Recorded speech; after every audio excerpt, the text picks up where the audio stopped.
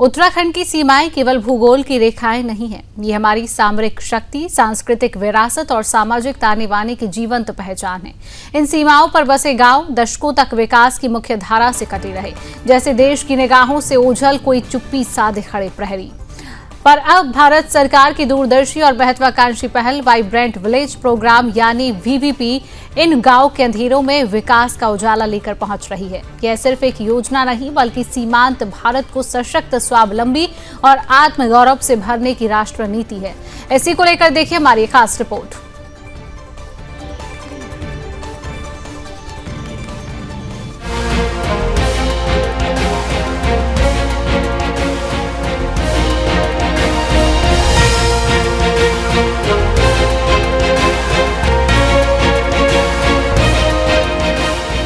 उत्तराखंड के कुल 40 सीमावर्ती गांवों को इस योजना के तहत शामिल किया गया है। पहले चरण में चमोली, उत्तरकाशी और पिथौरागढ़ के 51 गांव जुड़े, वहीं दूसरे चरण में इंडो नेपाल बॉर्डर से सटे चंपावत, उधम सिंह नगर और पिथौरागढ़ के अन्य गांवों को योजना में जोड़ा। इस योजना का उद्देश्य है सीमावर्ती क्षेत्रों में आधारभूत सुविधाएं जैसे सड़क, बिजली, पानी और आजीविका के नए अवसरों का सृजन।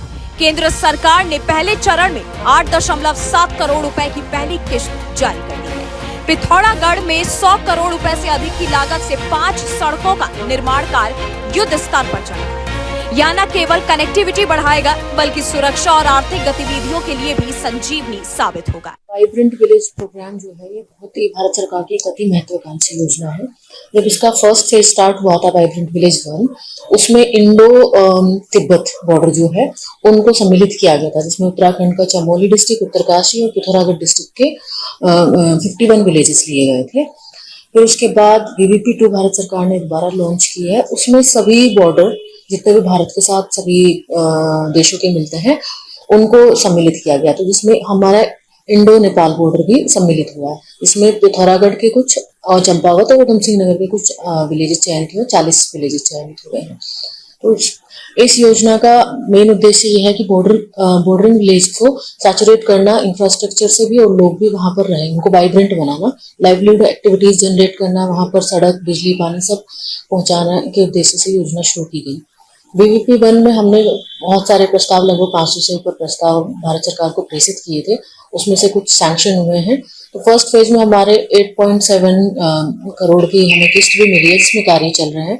इसके अतिरिक्त भी 5 रोड पिथौरागढ़ की जो PMGSY में स्वीकृत हुई, लगभग 100 करोड़ से ऊपर, तो उस पर भी कार्य चल रहा है फेज 1 में।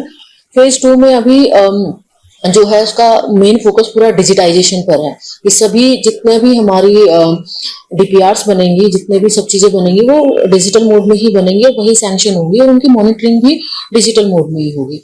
बिफोर फोटो, मिड फोटो और आफ्टर वर्क की फोटो भी उसमें की जाएगी। इसके लिए एक सॉफ्टवेयर भी वहाँ भारत सरकार ने इसको पोर्टल को लॉन्च किया है। और खास बात इसमें यह है कि हर एक विलेज के लिए एक अधिकारी की नियुक्ति जो जनपद लेवल का होगा उसको अलॉट किया जाएगा।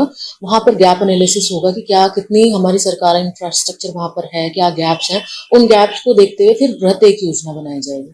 उसमें एक इम्पोर्टेंट बात ये भी है, उनमें 4 कनेक्टिविटी पर फोकस किया गया है। 4 कनेक्टिविटी में आपका बिजली connectivity, telecom connectivity, television connectivity और सड़क कनेक्टिविटी। हर गांव में एक जिला स्तर का अधिकारी नियुक्त किया गया है जो जमीनी हकीकत का आकलन करेगा, यानी गैप एनालिसिस। बरसात के बाद इन गांवों का दौरा होगा ताकि सुधारात्मक कदमों की गति और दिशा तय की जा सके। वाइब्रेंट विलेज प्रोग्राम न केवल सीमावर्ती सुरक्षा को मजबूत करता है बल्कि इन गांवों को आत्मनिर्भर और सशक्त बनाने की दिशा में भी एक क्रांतिकारी कदम है। यह योजना उन गांवों को मुख्य धारा से जोड़ने का सेतु बन रही है जो वर्षों से विकास की रफ्तार से पीछे थे। सीमाओं को केवल कंटीली तारों से नहीं, विकास की रोशनी से भी सुरक्षित किया जा सकता है। वाइब्रेंट विलेज प्रोग्राम इसी सोच का विस्तार है, जहां विकास, सुरक्षा और सम्मान एक साथ चलते हैं। ये सिर्फ गांव नहीं है, ये देश की पहली पंक्ति है जो कि विकास की नई कहानी लिख रही है। Bureau report, Sudarshan news.